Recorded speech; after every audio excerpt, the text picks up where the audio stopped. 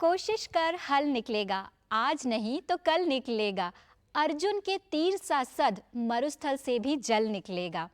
दिल में उम्मीदों को जिंदा रख, तभी तो गरल के समंदर से भी गंगा जल निकलेगा। नमस्कार दर्शकों, स्वागत है आप सभी का दूरदर्शन मध्य प्रदेश की इस विशेष प्रस्तुति में, जहां हम लेकर आए हैं कार्यक्रम मन की बात के 100वें संस्करण पर एक विशेष कार्यक्रम।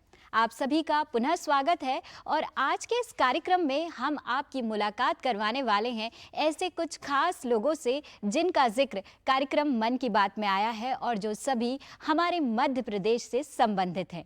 जी हाँ, जीवन में कठिन प्रयास करके हम सफलता की ओर बढ़ते हैं और ऐसा ही एक सफल प्रयास किया माननीय मोदी जी ने। जी हाँ, आदरणीय भारत के प्रधानमंत्री माननीय मोदी जी ने एक कार्यक्रम की शुरुआत की और वो एक रेडियो कार्यक्रम। जी हाँ, जिसे 3 अक्टूबर 2014 को दशहरे के शुभ अवसर पर शुरू किया गया और देखिए चलते चलते आज 30 अप्रैल को हम इसके 100वें संस्करण तक पहुंच चुके हैं। तो आइए इसी कार्यक्रम के विषय में आज हम बात करेंगे। तो आइए आपको मिलवाते हैं सबसे पहले कार्यक्रम में सुभाष जालौदिया जी से। इन्होंने पर्यावरण को लेकर एक बहुत ही बढ़िया काम किया है। जी हाँ, इन्होंने वर्षा जल को एकत्रित किया है और उसके बाद गांव हो गया हरा भरा। तो आइए उनसे स्वयं जानते हैं कि उन्होंने क्या कुछ खास किया। स्वागत है आपका सुभाष जी हमारे कार्यक्रम में। तो बताइए हमारे दर्शकों को कि कैसे आपने अपने गांव को हरा भरा किया। हमारे गांव में एक समय वो था जब पीने के पानी लोग एक एक लोटी जल को कुएं से सहेजते थे। पीने के पानी की इतनी बड़ी वहाँ पे समस्या थी, जो हमारे उस समय तत्कालीन कलेक्टर महोदय उमाकांत उमराव साहब, उस समय हमारे क्षेत्र में उनका दौरा था, तो उनके द्वारा देखा गया कि यहाँ पे यहाँ की ज़मीन में वर्षा का पानी के लिए यहाँ की ज़मीन ज़्यादा उपयोगी है। जी। यहाँ अगर तालाब बनते हैं तो यहाँ पे ये जो एक फसल ले रहे हैं ये अपनी 2 फसल भी ले सकते हैं। उनके द्वारा किसानों को चौपाल लगाई गई, उनमें हमको भी शामिल किया। मैं पंचायत सचिव वहाँ था और हमारे सारे फील्ड के कर्मचारी, हम सबको वहाँ पे बुलाया गया और सबको एकत्रित करके किसानों को चौपाल में बिठाकर उनको प्रेरणा दी गई कि भैया आप ज़मीन में एक फसल ले रहे हो, अगर आपको वर्षा से अगर आप यहाँ तालाब बना लोगे तो आप अपनी ज़मीन में 2 फसल और 3 फसल भी ले सकते हैं। बिल्कुल। तो सुभाष जी, जब आपने शुरुआत की, जब आपको ऐसा लगा कि गांव में कहीं ना कहीं पानी की कमी है, तब आपने कहाँ से चलना शुरू किया? तब क्या सोर्सेस थे गांव में, कितने तालाब थे और आज इस समय कितने तालाबों की संख्या हो गई है? उस समय हमारे गांव में मात्र एक सार्वजनिक तालाब था, इसके अलावा कोई तालाब नहीं था। जब वहाँ के जो बुद्धिजीवी किसान थे उनको जब समझाइश दी गई कि आप अपनी ज़मीन में अपने खर्चे से तालाब बनाइए, बिल्कुल, तो उन्होंने कहा कि साहब मतलब पैसे की जो हमारी तंगी है और ऐसे में हम तालाब कैसे बनाएंगे। तो उनके द्वारा माननीय जो हमारे तत्कालीन कलेक्टर महोदय थे, उनके द्वारा उन्होंने बताया कि आप उसकी चिंता मुझ पर छोड़िए, क्योंकि वहाँ पे जो बैंकर्स जो थे उनको बैंकर्स से उन्होंने बात की और वहाँ कैंप लगा के उन्होंने जो तालाब बनाने वाले किसान जो एग्री थे उनसे उनकी चर्चा करवाई गई और वहाँ पे उन्होंने उनको वहीं उनके जो लोन थे वो सैंक्शन कर दिए और उनको तालाब के लिए उनको प्रेरित करके उनका काम चालू करवा दिया। जी। तो आज के समय में कितने तालाब बन गए हैं आपके गांव में? आज के समय में हमारे गांव में करीब 200 तालाब बने हुए हैं और भी तालाब, मतलब ज़मीन हमारे पंचायत जो क्षेत्र है उसमें 200 तालाब बने हैं, लेकिन हमारे क्षेत्र में तालाब बनाने की होड़ लगी सी है। जी, बहुत अच्छी बात है ये। सभी लोग वर्षा के जल को एकत्रित कर कर तालाब बना रहे हैं जहां पर पानी की कमी ना हो। और जैसा कि देवास जिले के अंतर्गत आने वाला गोरवा गांव अब पानी की कमी से दूर हो चुका है। वहां पर बहुत सारा पानी एकत्रित हो चुका है जिसे गांव के लोग इस्तेमाल कर रहे हैं। तो जैसे कि अब जब आपके गांव में पानी आ गया है और आपका गांव हरा भरा हो गया है, तो वहां के पेड़ पौधे और वन्य जीवों के बारे में बताइए, वहां पे इन सब में क्या इजाफा हुआ? श्वेता जी, वहाँ पे हमारे गांव में अगर देखा जाए तो आज वहाँ पे वन्य जीव जंतुओं में काफ़ी इजाफा हुआ है। वहाँ पे करीब करीब ये मान के चलो कि 100 की मतलब झुंडों में वहाँ पे हिरणों के टोले निकलते हैं। और नीलगाय, वहाँ पे ऐसे जानवर आ चुके हैं जो मतलब उस पूरे क्षेत्र को मतलब वहाँ पे थोड़ा अच्छा लगता है कि अपन कहाँ घूम रहे हैं, जैसे कहीं जंगल में अभयारण्य में घूम रहे हैं ऐसा लगता है। तो देखा दर्शकों, आपने बूंद बूंद से ही घड़ा भरता है, और ऐसी एक छोटी सी पहल से जालौदिया जी ने अपने गांव में ढेर सारे तालाबों का निर्माण कराया, जिसमें ग्रामवासियों का भी सहयोग रहा, और आज उनके गांव में फसल लहलहा रही है। जहां साल में एक फसल होती थी, अब वहां उनके गांव गोरवा में साल की 3 फसल मिल रही है, और साथ ही साथ वहां पर वन्य जीवों का आना जाना भी शुरू हो गया है। तो ऐसी ही छोटी छोटी पहल करके हम प्रगति के पथ पर अग्रसर हो रहे हैं। तो आइए मिलते हैं अब हमारे आज के दूसरे खास मेहमान से, तो उनसे जानते हैं कि वो उनके क्षेत्र में क्या खास कर रहे हैं। तो मैं स्वागत करना चाहूंगी अर्जुन सिंह धुर्वे जी का। आइए उनसे मुलाकात करते हैं। धुर्वे जी, आपका बहुत बहुत स्वागत है कार्यक्रम में। आपसे जानना चाहेंगे कि आप अपने क्षेत्र में क्या कुछ सहयोग कर रहे हैं। हाँ, मैं अर्जुन सिंह धुर्वे, ग्राम धुरकुटा, जिला डिंडोरी, मध्य प्रदेश का रहने वाला हूँ।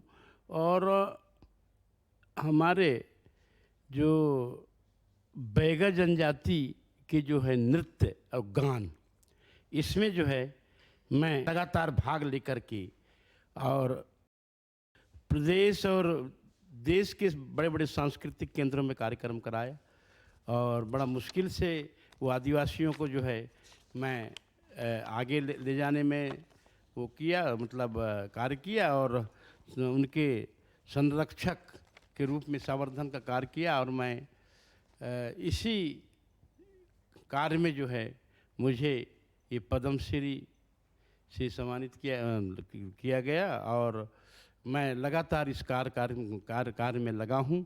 और हमारे ये जनजातियों का जो है किसी प्रकार से गीत नाच में है लिप्त ना हो, और हमारे जो संस्कृति है ये परंपरागत चलता रहे, ये मेरा सिद्धांत है, और मैं ये कार्य कर रहा हूँ। जी धुर्वे जी, आपसे जानना चाहेंगे कि कितने वर्षों का समय लग चुका है आपको इस संस्कृति को सहेजने में। मेरे को इस संस्कृति में संयोजन में जो है लगभग 45 साल लग चुके हैं, और अभी भी कर रहा हूँ मैं काम। जी। तो देखा दर्शकों, आपने पिछले 45 वर्षों से अपनी संस्कृति को सहेज के उसे संरक्षित करके आने वाली पीढ़ी को उपहार स्वरूप देने के लिए धुर्वे जी ने 45 वर्षों का समय लगा दिया, और आज भी वो इसी कार्य में लगे हुए हैं।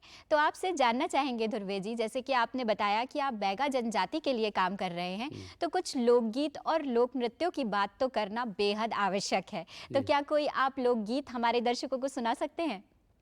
हाँ, सुना सकता हूँ ना। जी। हाँ, हमारे बैगा जो नृत्य है इसमें 4 नृत्य होते हैं। तो जैसे ये परघोनी है, एक, दूसरा कर्मा, तीसरा घोड़ी पैठाई, और चौथा फाग। जी। तो ये कर्मा गीत जो है मैं सुनाना चाहता हूँ। ये कर्मा गीत जब एक गांव और दूसरे गांव में नृत्य करने जाते हैं उस समय का है। तो इस गीत का बोल है, ऊंचो रे बस देवा गाँव माड़ी ला सहार, जहाँ बैठे राजवानी। रे ऊंचो रे बस देवा गाँव माड़ी ला सहार, जहाँ बैठे राजवानी। रेंगे लाया 2.5 कोस पहुँचे पहाड़, राजा के बेटी घर बनावे पूरा मी दुआर, जहाँ बैसे राजवानी। कहा ऊंचो रे बस देवा गाँव माड़ी ला सहार, जहाँ बैसे राजवानी। ये रानी दुर्गावती जो है उस समय मंडला शहर में जो है महल बनवाई थी, और उसके लिए है ये कर्मा गीत जो गाते थे बैगा जनजाति के लोग की।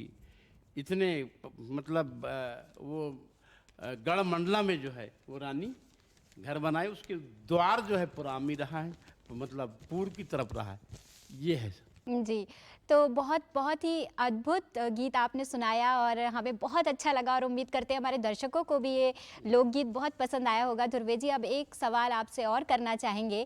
जब आपने अपनी संस्कृति को सहेजने का कार्य शुरू किया और आप यहाँ तक पहुँचे कि आप पद्मश्री लेकर आज हम सबके बीच में हैं और आप हम सभी को गौरवान्वित कर रहे हैं, तो आपके इन सारे प्रयासों के बाद जब आपको ये इनाम दिया गया, आपको इतनी प्रशंसा मिली, तो आपके समाज पर, आपको साथ ही साथ आपको मन की बात कार्यक्रम में भी आपका जिक्र किया गया, तो आपके समाज पर, आपके परिवार पर किस प्रकार का कैसा एक महसूस हुआ आनंद वहाँ पर, और आपको कैसा लगा, इसके बारे में बताएं। हाँ हाँ, ये जो पद्मश्री मिला और ये जो मन की बात कार्यक्रम में उल्लेख किया, बहुत आनंद लगा मेरे को।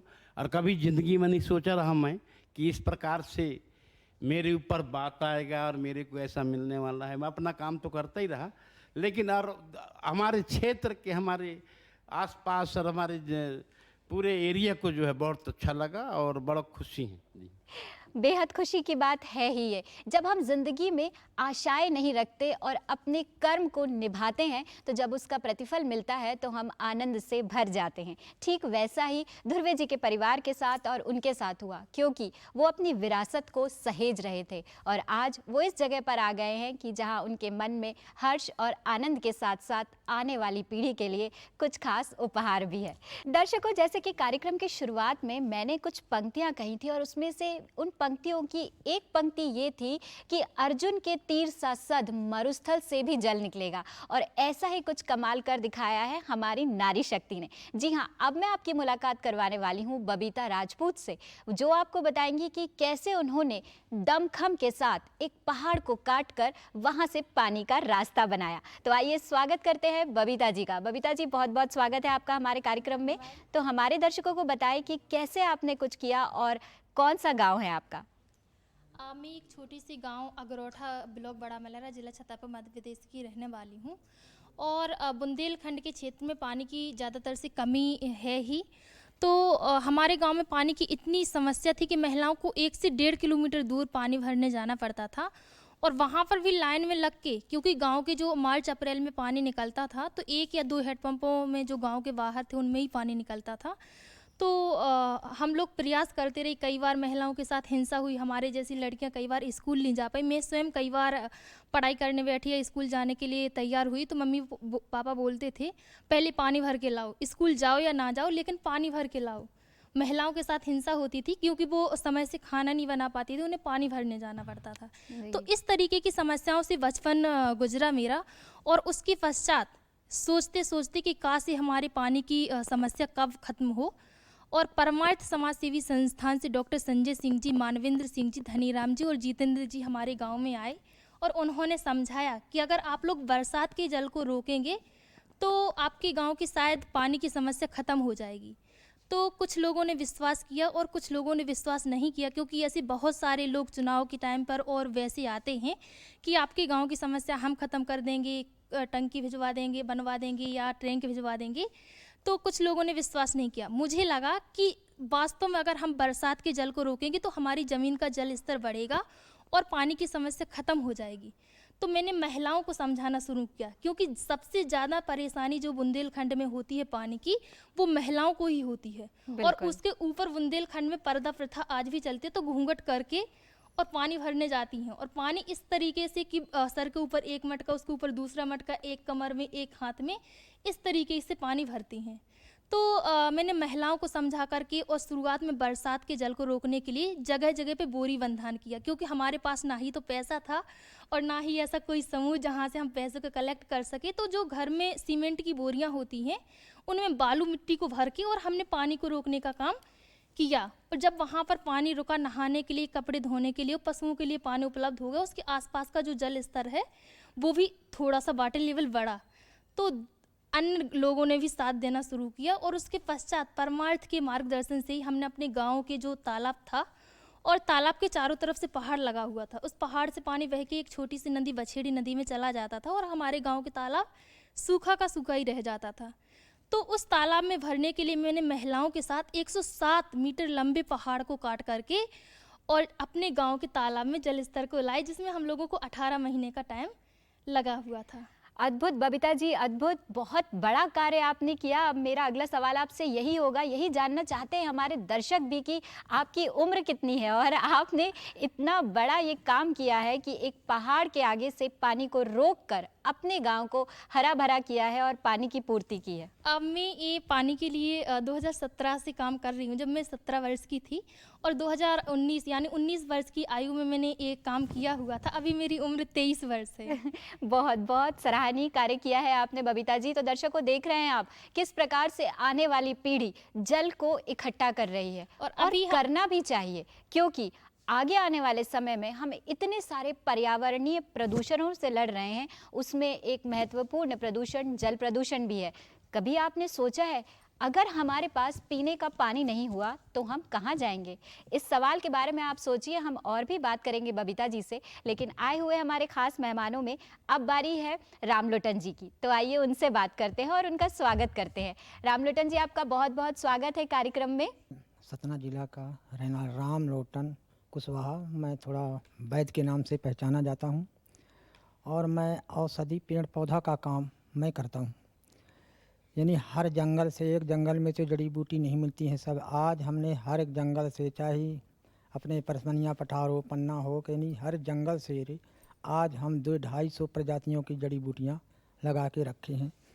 आज जब उसको सगले हार से लोग बाग अब देखने जाते हैं बाटका की, देखो ये ऐसा पौधा रामलोटन जी लगाया है, और स्कूल से मास्टर भी ले जाते हैं लड़कन का दिखाने के लाने की पौधा वहाँ दिखाए, और मतलब उसका पूछा कि किस काम का क्या है, तो उसको बताया ही जाता है।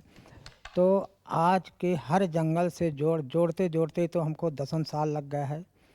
आज वो 200-250 प्रजातियों के जड़ी बूटियाँ हमने लगाया है। थोड़ा मैं दवा भी करता हूँ, हमको वैद्य रामलोटन वैद्य के नाम से पहचानते हैं, तो कुछ दवा भी मैं करता हूँ। तो यानी मुझे बहुत अच्छा लगा कि यानी हमारे जड़ी बूटियों से सारे रोग, बड़े बड़े रोग भाग जाते हैं। कि जैसे आपके लकवा है और कैंसर है, किसी के पथरी है, तो ये बड़े बड़े रोगन का जड़ी बूटियों से यानी जब भाग रहे, हमको बहुत अच्छा लगा कि भाई जड़ी बूटियों में बड़ा ताकत है, तो बड़ा मन हमका लगा। फिर अब इसका प्रेरणा कहाँ से पाई? प्रेरणा तो ठीक है, जंगलों में जो छोटे वर्ग के पहले वैद्य होते थे जंगल में, बैगा, उनके पास अज्ञान रही कि क्या है, उसको बुखार आई तो इसकी पत्ती नोच के दे दो, अगर कोई दर्द हुआ तो इसकी जड़ खोद के दे दो।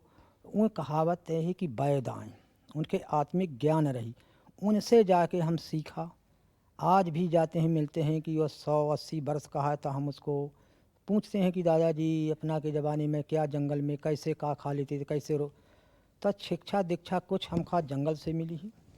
तो ये जितनी जड़ी बूटियाँ का ये तो है, और जो कि पहले पुराने हमारे दादा परपाजा के नायक रही कि जैसे कि धनवंतरी एक वैदक रही, उसमें सारे यह रहा है कि सुखेंद्र वैद्य ने अपना दवा तंत्र मंत्र धनवंतरी वैद्य का दिया, उसको जो दे दिया तो वो आज भी चालू है।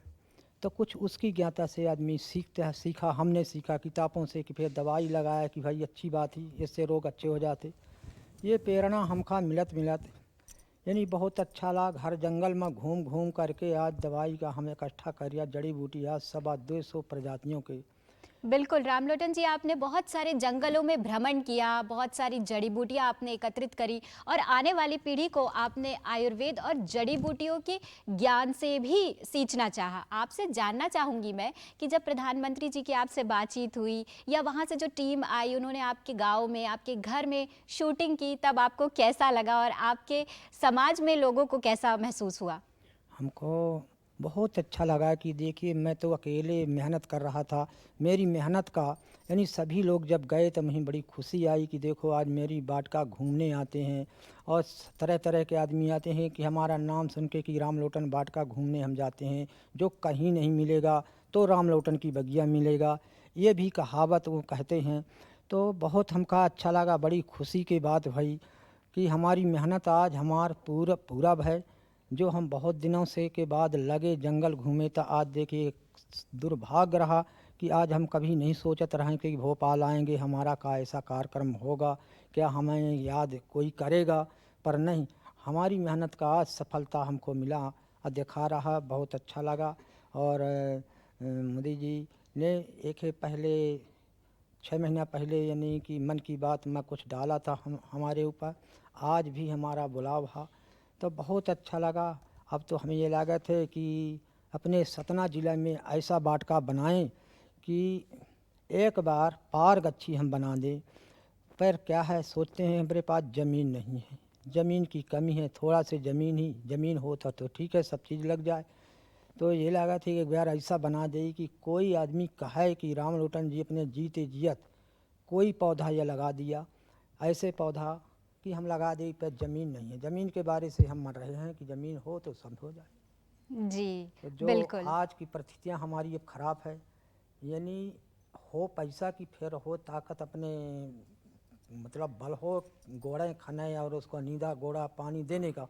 आज हमारी स्थिति आ गई कि हम अपने को तो पानी नहीं ले सकते हैं, पौधों को पानी क्या देंगे। पर हमको अब क्या चाहिए, हमको यह चाहिए कि भाई कोई आदमी हमारे साथ हो, टिकनी हम दे, मेहनत उसको लगावे वो करे। पर वो आदमी कहीं मिले, अरे वो तो आदमी मिल जाएगा, परंतु मान कहाँ मिले उसको देने को। सोच रहा हूँ कि तो भी कि चलो कोई बात नहीं है, अगर हमारे पास 250 प्रजाति हैं तो साल में क्या 50 अभी मैं बढ़ा दूँगा। सोच रहा हूँ कि बस हमारी दिन दुना रात चौगुना आगे बाटका बढ़ती रहे। बिल्कुल। तो सतना जिले से ये थे रामलोटन जी, और रामलोटन जी की बगिया में ऐसी बहुत सारी आयुर्वेदिक जड़ी बूटियों का संचय है जो आने वाली पीढ़ी के लिए वो तैयार कर रहे हैं। और उनके गांव में, उनके घर परिवार में एक हर्ष का माहौल है, क्योंकि मन की बात में उनका जिक्र हुआ और आज उन्होंने आपके साथ अपने मन की बात साझा की। तो आइए दर्शकों, अब आगे बढ़ते हैं कार्यक्रम में और हम चलते हैं एक बार फिर से नारी शक्ति की तरफ, और हम बात करने वाले हैं उषा जी से, उषा दुबे जी से, जो कि एक विज्ञान की शिक्षिका है। और कहते हैं ना कि शिक्षा एक ऐसा अस्त्र है जिसका इस्तेमाल हमें जीवन की हर लड़ाई में करना पड़ता है, और इसी अस्त्र के साथ उन्होंने आगे बढ़ने का प्रयत्न किया कि बच्चों की पढ़ाई में कहीं रुकावट ना आ जाए। तो आइए उन्हीं की जुबानी उनसे जानते हैं उनकी कहानी। स्वागत करते हैं उषा जी आपका कार्यक्रम में। धन्यवाद मैम। जी, जानना चाहेंगे आपने क्या कुछ खास किया जिससे आज आपका नाम मध्य प्रदेश में गौरव ला रहा है। कोरोना काल के समय जब बच्चों के स्कूल बंद थे, तब मैंने बच्चों के लिए चलता फिरता पुस्तकालय बनाया था। मैंने अपनी स्कूटी पर ही एक फ्रेम की सहायता से चलित पुस्तकालय बनाया था बच्चों के लिए, जिसमें मैं तरह तरह की कहानी और कविताओं की किताबें ले करके बच्चों के मोहल्ले मोहल्ले में जाती थी। और बच्चे जो है कोविड के इस कठिन दौर में अपना समय किताबों के साथ बिता पाते थे। वे कहानियाँ पढ़ते थे, कविताएं पढ़ते थे, अपने दादा दादी को भी शाम को सुनाते थे। इस तरह से मेरा ये चलता फिरता पुस्तकालय कार्य करता था। क्या बात है। तो दर्शकों, जाना आपने चलित पुस्तकालय यानी मोबाइल लाइब्रेरी जो अपनी स्कूटी पर लेकर उषा जी निकल गई थी। तो उषा जी, कोई कविता या कोई ऐसी चंद पंक्तियां जो आप हमारे दर्शकों को या देखने वाले बच्चों को सुनाना चाहती हो? मैम, एक कविता जो है वो मुझे हमेशा प्रेरित करती है और मैं बच्चों को भी वो सुनाती हूँ। उसकी 2 लाइनें मैं कहना चाहती हूँ कि तन समर्पित, मन समर्पित और यह जीवन समर्पित, चाहता हूँ देश की धरती मैं तुझे कुछ और भी दूँ। बस इसी सोच के साथ मैं अपना शिक्षकीय दायित्व निभा रही हूँ और मैं चाहती हूँ कि मैं अपने बच्चों के लिए पूर्ण समर्पण भाव से कार्य कर सकूँ। हमारे विद्यालय में भी मैंने एक पुस्तकालय बनाया है और उसका संचालन हमारे स्कूल के बच्चे ही करते हैं। हमने बाल कैबिनेट बनाई है और उसका पूरा संचालन बच्चे ही करते हैं। बच्चे बुक्स लेते हैं और फिर पढ़ के वापस करते हैं। आज के दौर में जब मोबाइल और टीवी का ज़माना है, ऐसे में बच्चे पुस्तकों की ओर लौटें, यही एक मेरा छोटा सा प्रयास है। और मुझे लगता है कि मैं अपने कार्य में सतत रूप से लगी हुई हूँ, तो इसके कुछ सुखद परिणाम भी देखने को मिलते हैं कि हमारे स्कूल के बच्चे चलता फिरता पुस्तकालय का इंतज़ार करते हैं। आज भी मैं छुट्टियों के, जब छुट्टियां होती हैं, मैं स्कूल टीचर हूँ गवर्नमेंट स्कूल में, तो छुट्टी के दिन बच्चे मुझे फ़ोन करते हैं, मैडम आप आज आ रही हैं चलता फिरता पुस्तकालय लेकर के। तो ये देख करके ये सोचती हूँ मैं कि बच्चे कम से कम किताबें पढ़ना तो चाहते हैं। जी, बहुत अच्छी बात है उषा जी। एक सवाल और मेरा आपसे है कि जब आज बच्चों के हाथ में मोबाइल है, टैबलेट है और इंटरनेट की सुविधा है, इसमें पुस्तकों की तरफ उनका ध्यान कम जाता है। तो आपने क्या कुछ सोचा है कि आने वाले समय में आप समाज के लिए ऐसा क्या करेंगे जिससे वो किताबों की ओर आकर्षित हों? देखिए, मैं एक माध्यमिक विद्यालय में शिक्षक हूँ और जो बच्चे छोटे होते हैं तो मैंने देखा है कि छोटे बच्चे एक गीली मिट्टी के समान होते हैं। हम उनमें जैसे संस्कार डालते हैं बच्चे फिर उसी दिशा में आगे बढ़ते हैं। तो मेरा ये प्रयास रहता है कि आप देखेंगे कि कक्षा 1 और 2 के बच्चे, कक्षा 2 के बच्चे भी, मेरे पास एक बरखा सीरीज़ की बुक्स है जो हमारे राज्य शिक्षा केंद्र मध्य प्रदेश भोपाल से हमें उपलब्ध कराई गई है। तो वो उसमें हमारे दैनिक जीवन की छोटी छोटी कहानियाँ होती हैं, जैसे चावल, चाय, माँ के साथ, भाई बहन की कहानियाँ, एकदम बस उसमें 10 या 12 पन्ने होते हैं और वो पिक्चर वाली स्टोरी होती है।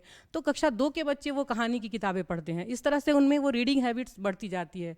तो और हमारे विभाग से कोरोना काल में बच्चों की पढ़ाई की निरंतरता को बनाए रखने के लिए कई तरह के प्रयास भी किए गए।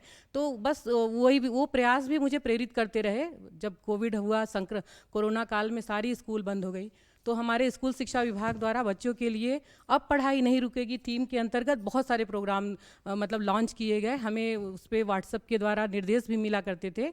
उसमें सबसे प्रमुख ये था कि जिन बच्चों के पास स्मार्टफोन हो तो आप उन्हें व्हाट्सएप ग्रुप बना करके जो यहाँ से शैक्षणिक सामग्री भेजी जा रही है वो पहुँचाया जाए। लेकिन एक दिक्कत थी कि मैं सिंगरौली ज़िले से हूँ, ये दूरस्थ ज़िला है हमारा मध्य प्रदेश भोपाल से, तो हर एक बच्चे के पास स्मार्टफोन नहीं था, मोबाइल में इंटरनेट की सुविधा नहीं है, गरीब घरों के बच्चे हैं, वंचित समूह से आते हैं, वंचित समाज से बच्चे आते हैं, तो वो सारी उनके मैसेज उन तक नहीं पहुंच पा रहे थे। और सबसे बड़ी बात ये थी कि मैं देखती थी कि हमारे डॉक्टर्स, हमारे सुरक्षाकर्मी और सफाई कर्मचारी, खुद हमारे देश के आदरणीय प्रधानमंत्री जी जो 24 घंटे कार्य कर रहे थे हम सबकी सुरक्षा के लिए, कोविड से कैसे बचा जाए इसके लिए सभी लोग कार्य कर रहे थे। तो ऐसे में मैं कैसे घर पे बैठूं और हमारे बच्चे कैसे बैठे रहें इस संकट के समय, बस यही सोच करके मैं बच्चों के बीच किताबों के साथ पहुंची, ताकि जो बच्चे जो है पढ़ना चाहते हैं, कहानियाँ पढ़ना चाहते हैं, उससे कुछ सीखना चाहते हैं, तो एक अच्छे माहौल में उनका ये दिन बीते। जी, बहुत बहुत शुक्रिया आपका। और दर्शकों, जैसा कि हम सभी जानते हैं, किताबें हमारी सबसे अच्छी मित्र होती हैं और मन की बात संचार का सबसे महत्वपूर्ण हिस्सा है। तो कहीं ना कहीं इस मित्रता वाली बात को हम संचार से जोड़ सकते हैं, क्योंकि जब हम एक दूसरे से संचार करते हैं तभी हम एक दूसरे की बात को समझ पाते हैं और मित्र बन पाते हैं। और इसी तरह कोशिश की उषा जी ने कि किताबें भी बच्चों की मित्र बन जाए। तो आइए अब कुछ और बातें जानते हैं उषा जी से। उषा जी, जैसे कि आपने बताया कि आप कोविड के समय में अपनी स्कूटी पर निकल पड़ी थी अपनी मोबाइल लाइब्रेरी लेकर, तो उस समय आपके लिए आपका स्वास्थ्य और बच्चों का स्वास्थ्य भी एक चुनौती थी। तो क्या परिवारों ने आपको रोका होगा? बहुत सारे ऐसी कठिनाइयां आपके सामने आई होंगी, उनके बारे में कुछ बताएं। कोविड का समय था, सभी तरफ ऐसी नकारात्मक खबरें थीं। टीवी पे हम देखते थे कि कितने लोग संक्रमित हो रहे हैं और एक दूसरे से मिलना नहीं चाहता था कोई। बिल्कुल, एक दूर से लोग बात करते थे, अपने घरों में कैद थे। लेकिन जो अच्छा कुछ अपने बच्चों के लिए करने की जो एक प्रेरणा थी, बच्चों के लिए कुछ कर गुजरने का मुझ में एक लगन थी, बस उसके चलते मैं किताबें लेकर के गई और मेरे परिवार का पूरा सहयोग रहा मुझे इस कार्य में। हालांकि मेरे माता पिता, ससुराल के लोग चिंतित रहते थे कि मैं बच्चों के बीच जाती हूँ और ये एक ऐसी बीमारी है कि एक दूसरे से फैल रही थी। बिल्कुल। लेकिन फिर भी इस कठिन दौर में उन्होंने मेरा साथ दिया, मुझे उन्होंने मोटिवेट किया कि आप अच्छा कर रहे हो बच्चों के लिए, तो बस लगे रहो। हम बस ये कोविड के समय में कोविड अनुरूप व्यवहारों का ध्यान रखते थे, थोड़ा दूर दूर बच्चों को बैठाते थे, बच्चे मास्क लगा करके आते थे और बच्चे को पास मास्क नहीं होता था तो मैं उन्हें मास्क भी उपलब्ध कराती थी। इस तरह से हमारी कक्षाएं चलती रहीं और उनके अभिभावकों का भी बहुत सहयोग रहा जो अपने बच्चों को भेजते थे और वो काफ़ी खुश थे कि इस कठिन दौर में उनके बच्चे पढ़ रहे हैं। इसके अलावा हमारे स्कूल के जो बच्चे थे मोबाइल लाइब्रेरी में आते थे या गाँव के बच्चे आते थे, तो उन्होंने उस अवधि में बहुत सारे रचनात्मक कार्य किए। जैसे बच्चे चित्र बनाते थे कि किस तरह से हम अपनी पढ़ाई कर रहे हैं, वो उनके मन में जो भाव आते थे कोरोना के समय, वे सारी चीज़ों को भी वो चित्र के माध्यम से अभिव्यक्त करते थे। तो खेल खेल में शिक्षा हो गई, खूब पढ़ो अभियान एक चला, उसको भी मैं अपनी कक्षाओं में लेके गई। तो मोबाइल लाइब्रेरी के साथ जो भी हमारे विभाग की योजनाएं थी मैं बच्चों तक पहुंचाने का प्रयास करती थी और ऐसे समय में दूरदर्शन और रेडियो स्कूल के माध्यम से भी बच्चों ने पढ़ाई की। तो हम लोग एक जगह पे इकट्ठे हो जाते थे, तो उस मोबाइल से उन्हें जो है शैक्षणिक कार्यक्रम भी दिखा देती थी। इस तरह से हमारा ये बिल्कुल, समय चला। बहुत अच्छी बात है। तो इस तरीके से इनकी छोटी सी नाव चल पड़ी और ये चलित लाइब्रेरी सभी के बीच में बहुत ज़्यादा प्रसिद्ध हो गई। आइए अब बात करते हैं हमारे अगले मेहमान से। हमारे साथ में है मीना जी, उनसे बात करते हैं कि मीना जी ने क्या कुछ खास किया है अपने जीवन में और साथ ही साथ उन्होंने ऐसा क्या खास काम किया जिससे उनका नाम शामिल किया गया कार्यक्रम मन की बात में। मेरा नाम श्रीमती मीना रहंगडाले, ग्राम चिचगांव, थाना बिरसा, तहसील बैहर, जिला बालाघाट, मध्य प्रदेश से। मैं एक छोटे से गांव से हूँ। मैं पहले तो हमारे गांव में समूह, स्व सहायता समूह बनाया गया। उसमें हमारी छोटी खुद की मिल थी। उस मिल को जब हमने बड़ा रूप देना चाहा तो उस टाइम में हमारे पास तंगी आ गई थी। तो हमारा एक स्व सहायता समूह था, 14 महिलाएं थीं। उन महिलाओं को हमने एकत्रित किया और बोला कि हमारी मिल चल नहीं पा रही है। कोरोना काल में क्या है, उसकी गति रुक गई थी, बिल नहीं पे पा हो रहा था। तो हमने बिल पे करने के लिए फिर हमने स्व सहायता समूह का माध्यम अपनाया। हमने सब टीम को पूछा कि हम उसमें कुछ अपना सहभागिता दें और पैसे एकत्रित करके उस मिल को बड़ा रूप दें। तो हमने उस मिल को बड़ा रूप दिया। उसमें हमारे मोहल्ले की हम 14 महिलाएं एकत्रित होकर उस मिल को जीर्णोद्धार किया। और वो फिर जैसे जीर्णोद्धार हुआ उसी समय से 2021 30 दिसंबर 2021 में नरेंद्र मोदी ने मन की बात में हमारा जिक्र किया।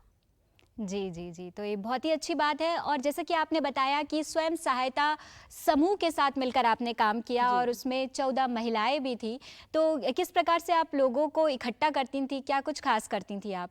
मैडम, मैं तो वैसे बचपन से मुझे ये शौक़ रहता है कि जब गांव में जाऊं, मिलूं, या ऐसे कोई कार्यक्रम होते हैं, सांस्कृतिक कार्यक्रम या कोई भी ऐसे जो बड़े कार्यक्रम होते हैं उन्हें मैं जाया करती हूं। तो मुझे ऐसा लगा कि क्यों ना महिलाओं से मिलके ये कार्य अगर हो रहा है स्व सहायता समूह के माध्यम से, तो मैं इसको कर पाऊँ।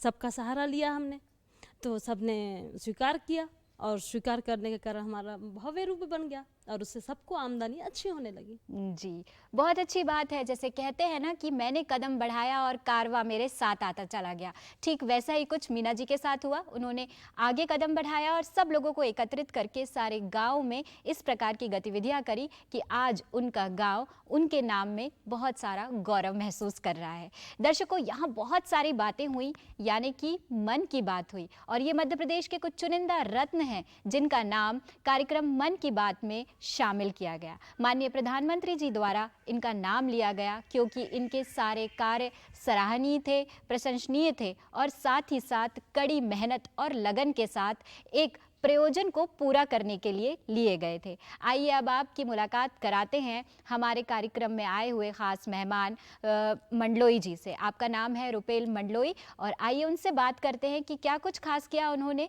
अपने जीवन में। आपका स्वागत है कार्यक्रम में मंडलोई जी, आप अपने बारे में बताएं।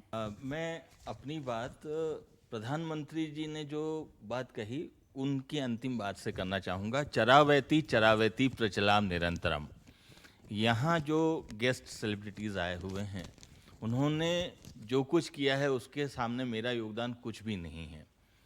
हाँ, ये योगदान ज़रूर है कि युवा जो अभी अंधानुकरण कर रहा था हमारे इंटरनेट का, मीडिया का, मोबाइल का, जो अंधानुकरण कर रहा था उसके और हमारी परंपरा और संस्कृति के बीच में मैंने एक ब्रिज का काम किया है, सेतु का काम किया है।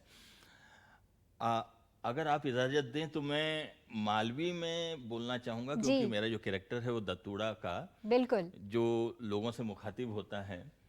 तो जो प्रधानमंत्री जी बोलिया बीच बात के मैं बता रहा हूँ, उनने यो कियो है युवाओं से कि युवा ना के आगे बढ़ना है और जो नेट को सकारात्मक रूप जो है उके ग्रहण करना है, साथ ही साथ रंगमंच और साहित्य के साथ जुड़ते हुए अगर वो नेट का उपयोग करते हैं तो ये बहुत अच्छी बात होगी।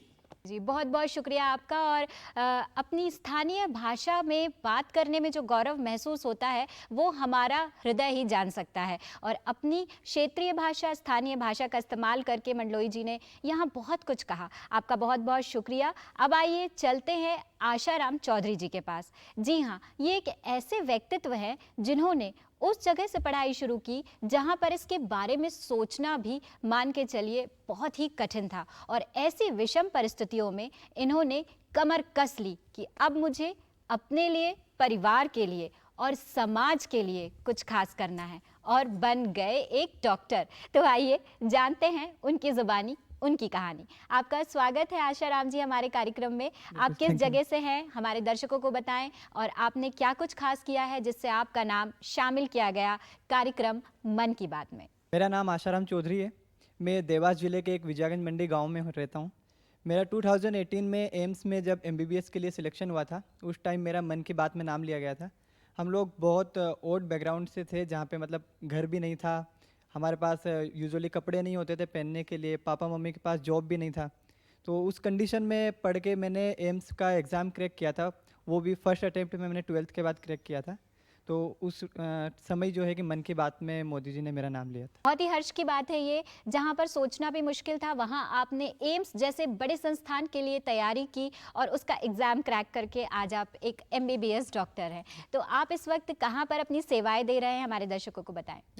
मेरा अभी MBBS कंप्लीट हो चुका है। मैं एम्स जोधपुर में अभी इंटर्न डॉक्टर की तरह पोस्टेड हूँ, और अभी आगे मेरा प्लान जो है कि जनरल सर्जरी में MS करने का है। इसके साथ साथ मैंने ब्रदर की हेल्प से मेरे गांव में एक कोचिंग और लाइब्रेरी भी स्टार्ट किया है गांव के बच्चों के लिए। तो अभी मेरा जो आगे का जो फील्ड, जो इंटरेस्ट है, वो मेडिकल और एजुकेशन दोनों के लिए। जी, जैसे कि आपने इतने आगे बढ़कर इतनी कम उम्र में ये मुकाम हासिल किया है, तो मुझे लगता है कि आज आप अपने शहर में, अपने ज़िले में, अपने प्रदेश में, अपने परिवार में एक स्टार हो गए हैं, एक सेलिब्रिटी बन गए हैं। तो आने वाले समय में आप उन स्टूडेंट्स को, उन छात्रों को या आपके परिवार के लोगों को क्या संदेश देना चाहेंगे? और साथ ही जब आपका नाम कार्यक्रम मन की बात में सम्मिलित किया गया, तब आपका कैसा रिएक्शन था? सबसे पहले तो जो भी बच्चे हैं, स्पेशली जो ग्रामीण बच्चे हैं, क्योंकि शहरी बच्चों को तो यूजुअली ज़्यादा मौके मिल जाते हैं, जो गांव के बच्चे हैं और स्पेशली गांव में जो रूरल बैकग्राउंड में जो लड़कियां हैं जिनको ज़्यादा पढ़ाया नहीं जाता है, उनको मैं यही बोलना चाहूँगा कि फाइनेंशियल कंडीशन या दूसरी कोई भी कंडीशन है, ये कभी आपकी पढ़ाई के बीच में नहीं आएगी। और ये हमेशा हमें लगेगा कि ये पढ़ाई के बीच में आती है, ये ऐसा होगा, ये होगा, लेकिन हम अगर उनको एक बहाने की तरह ले कर उनको साइड कर दें तो शायद हम एजुकेशन के थ्रू ही कोई भी मुकाम हासिल कर सकते हैं। दूसरा, एक आपका जो प्रश्न था कि मन की बात के बाद में जो रिएक्शन, उसमें जब मेरा नाम मन की बात में लिया गया था तो उससे मुझे एक नई पहचान मिली, और मैं जो भी आगे मैं काम करना चाहता था, जो भी मैं अच्छे काम करना चाहता था, उसको करने में मुझे बहुत हेल्प मिली। बहुत बहुत धन्यवाद आपका। आपने बहुत अच्छा संदेश बच्चों को दिया कि अगर आप पढ़ना चाहते हैं तो आप सिर्फ पढ़ाई करिए, आपका लक्ष्य आपके सामने है। इस बीच में भूल जाइए कि किसी भी प्रकार की आर्थिक समस्या या कोई और सामाजिक समस्या आपके जीवन में रुकावट पैदा करेगी, क्योंकि अगर आपका लक्ष्य सही है तो आप अपनी मंजिल तक ज़रूर पहुंच जाएंगे, जैसे कि आशाराम जी पहुंच गए हैं। और इसी आशा के साथ कि उनका जीवन बहुत ही सुखमय बीते, हम आपको बहुत सारी शुभकामनाएं देते हैं। Thank you ma'am. जी, तो दर्शकों, अब कार्यक्रम में आपको मिलवाते हैं अतुल पाटीदार जी से, जिन्होंने कुछ खास किया है किसानों के लिए। तो आइए जानते हैं क्या कुछ खास है उनकी कहानी में। अतुल जी, स्वागत है आपका हमारे कार्यक्रम में। आपसे जानना चाहेंगे कि आपने क्या कुछ खास किया है।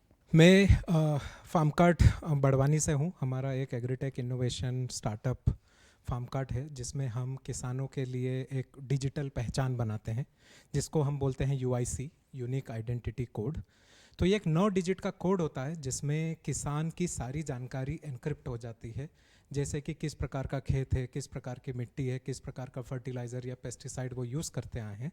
उसके साथ ही किसानों के बिहेवियरल कैरेक्टरिस्टिक्स भी उसमें एनक्रिप्ट हो जाते हैं। तो ये जब सारी जानकारी एक जगह एकत्रित हो जाती है, तो जो किसान जो कम पढ़े लिखे हैं या बिल्कुल पढ़े लिखे नहीं हैं, वो भी टेक्नोलॉजी का यूज़ कर पाते हैं इस 9 डिजिट के कोड से। तो जैसा कि हम मान लेते हैं कि आज सब जगह ई-कॉमर्स का चलन है, और अगर कोई किसान पेस्टिसाइड या फर्टिलाइज़र खरीदना चाहता है तो उसे सिर्फ ये 9 डिजिट का कोड उस ऐप में एंटर करना होता है और उसके बाद वो जो ऐप है क्लाउड से कनेक्ट होकर किसान की सारी जानकारी ले लेता है।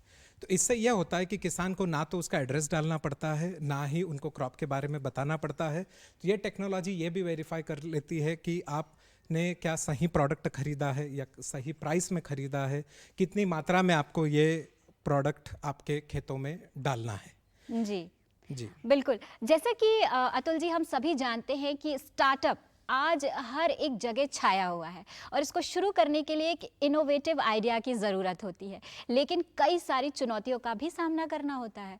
तो आपने जब ये स्टार्टअप स्टार्ट किया तो कैसे आपने किसानों की सामाजिक और आर्थिक दृष्टि को देखते हुए उन्हें इस प्रकार से तैयार किया कि वो इस ऐप का इस्तेमाल करें? जी, तो मैं पिछले 10 सालों से कनाडा में काम कर रहा था जी। और मेरे बाकी 7 साथी भी कनाडा में ही थे जो इंडिया से गए थे वहाँ पे, जिन्होंने पढ़ाई की थी और जो बड़ी कंपनीज़ में वहाँ पर काम कर रहे थे। तो हमने ये सोचा कि अगर हमको कृषि या किसान को समझना है तो हमें उनसे मिलना होगा, रिसर्च करना होगी। तो हमने 5,700 किसानों से 18 महीने तक हमने उनसे डिस्कशन किया, उनको समझा कि क्या समस्याएं आ रही है और उसमें से फिर हमने एक छोटी छोटी इंसाइट्स ली। जैसे कि एक ऐसी चीज़ है जो सभी लोग जानते हैं, किसान हो, डॉक्टर हो, इंजीनियर हो, पढ़ा लिखा हो या ना हो, वो है पैसे गिनना। पैसे गिनना सबको आता है। तो हमने सोचा कि अगर ये पैसे गिनने वाला कॉन्सेप्ट, ये जो नंबर सिस्टम वाला कॉन्सेप्ट, अगर हम इसको टेक्नोलॉजी में कन्वर्ट कर दें तो देश का हर किसान कोई सी भी नई टेक्नोलॉजी भविष्य में आए वो उसका उपयोग लेके उत्पादन बढ़ा सकता है। बिल्कुल, बहुत अच्छी बात। और जैसे कि आपने आपकी कहानी में ज़िक्र किया कि आपने 10 वर्षों का समय कनाडा में व्यतीत किया है, तो वहाँ आपके बहुत सारे मित्र होंगे, बहुत सारे आपके जानने वाले, पहचानने वाले होंगे। जब आपका नाम हमारे देश में, भारत देश में कार्यक्रम, जो एक सबसे प्रतिष्ठित कार्यक्रम है, एक अद्वितीय कार्यक्रम है, मन की बात, उसमें सम्मिलित किया गया, तो आपके फ्रेंड सर्कल पर कैसा प्रभाव पड़ा? बहुत खुशी हुई, सबको बहुत प्रोत्साहन मिला और भी अधिक मेहनत से हम लोगों ने आगे काम करना शुरू किया। पहले हम लोग लगभग 50 गांव में थे और आज 10,000 से ज़्यादा गांव में हम हमारी सर्विसेज प्रोवाइड कर रहे हैं और आज लगभग हमारे पास 120 लोग हैं जो इंदौर और बड़वानी से कार्यरत हैं। जी। तो काफ़ी प्रोत्साहन मिला और आगे बढ़ने के लिए और भी कड़ी मेहनत कर रहे हैं और अगले कुछ सालों में हम पूरे भारत में ये सेवाएं देंगे। बिल्कुल, मेरा अगला सवाल यही होने वाला था अतुल जी कि आपने फ्यूचर प्लान्स के बारे में क्या कुछ सोच रखा है? इस ऐप को किस तरीके से आपको नेटवर्क बना के लोगों तक पहुंचाना है और कई सारे युवाओं को भी आपने इसमें जोड़ने की योजना बनाई होगी। तो जो लोग आपसे जुड़ना चाहते हैं, जो लोग आपके साथ काम करना चाहते हैं, उनके लिए आप क्या कहना चाहेंगे? तो अभी हमारा एक ऐप है, फार्मकार्ट ऐप, जो सारे किसान डाउनलोड कर सकते हैं और आज लगभग हमसे 1.5 लाख किसान जुड़ चुके हैं और लगातार हजारों किसान हर हफ्ते जुड़ते जा रहे हैं। तो अभी हम लोग पूरे मध्य प्रदेश में सेवाएं देने की तैयारी कर रहे हैं और साथ ही आसपास के 4 राज्यों में, और अगले 2 साल में हम पूरे भारत में हम हमारी सेवाएं देंगे, जिससे कि और भी जो नई टेक्नोलॉजीज़ आ रही है, जैसे ड्रोन का यूज़ हो रहा है शुगर कैन में फॉर एग्जांपल, तो उसमें भी ये सारे जो कॉन्फ़िगरेशन होते हैं, जो कठिनाइयाँ आती है, जो नए नए IoT डिवाइसेस आ रहे हैं, उसमें भी किसानों को कोई समस्या नहीं आएगी। इस टेक्नोलॉजी के द्वारा उन्हें सिर्फ एक ये UIC कोड जनरेट करना होगा और उससे वो अपने सारे ज़रूरतें जैसे कि सीड्स, पेस्टिसाइड्स, फर्टिलाइज़र्स, ये सारी चीज़ें खरीद भी पाएंगे और उसके साथ ही एग्रोनॉमी सेवाएं और रिकमेंडेशंस भी ले पाएंगे, जिससे वे उत्पादन अधिक से अधिक बढ़ा पाएंगे। जी, बहुत बहुत शुक्रिया आपका अतुल जी। तो किसान भाइयों के लिए यहाँ पर बहुत कुछ है, क्रय विक्रय, इसके अलावा भंडारण की समस्याएं, बहुत सारी सेवाओं का लाभ इनके ऐप से लिया जा सकता है। तो देखा आपने, एक छोटा सा इनोवेटिव आइडिया आज इस देश के एक बेटे ने यहाँ से अपनाया और पूरी दुनिया में अपना परचम लहराया। आपको बहुत सारी शुभकामनाएं। और आइए अब कार्यक्रम में हम चलते हैं मंजू मंडलोई जी के पास, जो कि एक सोशल वर्कर है और समाज में महिलाओं के लिए पिछले कई सारे वर्षों से कुछ खास प्रयास कर रही हैं। आइए जानते हैं उनसे उनके बारे में। आपका स्वागत है कार्यक्रम में मंजू जी। कुछ बताएं कि आप क्या कुछ कर रही हैं, क्या है आपकी एक नई कहानी? वो कहते हैं ना कि वो सीढ़ी पाँव क्या चढ़ते वो तो इरादों ने चढ़ी है। इच्छा शक्ति दृढ़ हो और संकल्प मजबूत हो तो हर पल जीत है। और वही भावना के साथ मात्र उस समय मेरी एज 16 साल की थी और मैंने सुदामा नगर में अपना काम शुरू किया। सुदामा नगर में उसमें एशिया की सबसे बड़ी कॉलोनी थी, जहाँ पर उस समय बांग्लादेश के शरणार्थी वहाँ पर आए थे। उनके बच्चों के लिए बालवाड़ी, महिलाओं के लिए सिली क्लास, ये मेरे उस समय कार्य की शुरुआत थी। और कहते हैं ना, अकेले चले थे जानी भी मंजिल, लोग आते गए और कारवा बनता गया। बिल्कुल। तो धीरे धीरे धीरे हमारा काम अपने अंजाम तक पहुंचता गया और शहरों में, गंदी बस्तियों में तो हम लोग काम अभी कर ही रहे हैं। आज की तारीख में हमारे पास 100 विलेज एंड 50 स्लम एरियाज में हम लोग काम कर रहे हैं। जब हम गांव में काम करने के लिए गए तो ऐसा कहते हैं कि महिलाएं हैं परिवार की धुरी होती है। अगर महिला स्वस्थ है, महिला पढ़ी लिखी है, महिला समझदार है, तो वो अपने परिवार को ही नहीं, समाज को और देश को एक नया व्यक्तित्व दे सकती है। बिल्कुल ठीक कहा आपने मंजू जी कि अगर महिलाएं स्वस्थ हैं, अगर वो पूरी तरीके से स्वस्थ है और इसी प्रकार से अगर वो अपने परिवार का ध्यान रखती हैं तो वो देश को और समाज को एक नया व्यक्तित्व दे सकती हैं। तो महिलाओं के स्वस्थ होने की बेहद आवश्यकता है। तो अंत में कार्यक्रम में चलते चलते आइए हम बात करते हैं हमारे अंतिम मेहमान से, जिनका नाम है अवधेश तिवारी। स्वागत करती हूँ आपका तिवारी जी कार्यक्रम में और आपसे जानना चाहेंगे कि क्या है आपकी कहानी। मैं बुंदेलखंड के छतरपुर ज़िले से हूँ और छतरपुर ज़िले में हम महिला सुरक्षा और बाल संरक्षण के लिए काम कर रहे हैं। जैसा कि हम सब जानते हैं कि बुंदेलखंड में कई तरह की समस्याएं हैं, जिनमें पानी है, बेरोज़गारी है और निर्धनता है। तो इसी के चलते कई सारी समस्याएं उपस्थित हैं, जिनमें से एक समस्या ये है कि हम अपने समाज में जो हमारे बच्चे हैं, जिन्हें भविष्य कहा जाता है, उनका कहीं सही तरीके से लालन पोषण या देखभाल नहीं कर पाते हैं। तो उनको लेकर हम लोग काम करते हैं। और बुंदेलखंड में एक पलायन को लेकर बहुत बड़ी समस्या है और माइग्रेशन को लेकर समस्या है, तो इसके लिए हम लगातार काम कर रहे हैं। बिल्कुल। और अवधेश जी, आपसे जानना चाहेंगे कि आपने बताया आपके क्षेत्र में जब लोग मन की बात सुनते हैं तो कैसे क्या बदलाव आपको देखने को मिला? दरअसल जो मन की बात कार्यक्रम है वो सीधे सीधे प्रधानमंत्री मोदी जी वही बात करते हैं जो हमारे द्वारा उन तक हमारे विचार अलग अलग माध्यमों से पहुंचाए जाते हैं। तो ये एक बड़ा व्यापक और सकारात्मक असर डालता है लोगों के ऊपर कि जब हमारे देश का प्रधान सेवक लोगों से चर्चा करता, उनके बीच की बात के लेकर, उनकी समस्याओं के बारे में, उनकी परेशानी के बारे में और क्या कुछ बदलाव हो रहा है या क्या कर सकते हैं, जब ये बात प्रधान सेवक के माध्यम से पहुंचती है तो लोगों को लगता है कि एक पूरा सिस्टम, इकोसिस्टम हमारी बेहतरी के लिए कहीं ना कहीं काम कर रहा है। तो निश्चित रूप से लोगों को एक सुखद अनुभूति होती है। जी बिल्कुल। और हमें भी आपसे बातचीत करके बहुत अच्छा लगा, एक सुखद अनुभूति यहाँ भी हुई, लोगों ने आपको सुना, आपका बहुत बहुत धन्यवाद। जी धन्यवाद जी। तो दर्शकों, यहाँ पर आज मध्य प्रदेश के कुछ चुनिंदा रत्न हमारे साथ थे, जिनका नाम कार्यक्रम मन की बात में लिया गया और जिनके कार्यों की प्रशंसा माननीय प्रधानमंत्री मोदी जी ने की। और इसी प्रकार अगर हम और आप मिलकर समाज के काम करते रहेंगे, समाज के लिए कार्य करते रहेंगे, तो एक दिन हमारा देश बहुत आगे बढ़ जाएगा। और इसी कामना के साथ हम आपको बता रहे हैं कि कार्यक्रम मन की बात एक ऐसा कार्यक्रम है जो देश के नुक्कड़ नुक्कड़ तक पहुंच गया है और जिसकी लोकप्रियता अद्वितीय है। और इसके साथ ही कुछ खास जानकारी भी आपको कार्यक्रम के विषय में दे देते हैं। भारतीय प्रबंधन संस्थान रोहतक द्वारा किए गए एक सर्वेक्षण के अनुसार लगभग 23 करोड़ लोग कार्यक्रम मन की बात को सुनते हैं महीने के आखिर रविवार को। और इसके साथ ही ये भी बता दें कि 65% श्रोता हिंदी में ये बात सुनना पसंद करते हैं। तो अपनी भाषा को, अपनी स्थानीय और क्षेत्रीय भाषा को सहेज कर रखने का भी कार्य हम साथ साथ कर रहे हैं। तो दर्शकों, हम आप सभी का धन्यवाद करना चाहेंगे, कार्यक्रम में आए हुए मेहमानों का धन्यवाद करना चाहेंगे कि वो हमारे साथ कार्यक्रम में शामिल हुए और इस विशेष प्रस्तुति में उन्होंने अपनी कहानी बताई। इसी बात के साथ मुझे यानी श्वेता को दीजिए अनुमति। नमस्कार।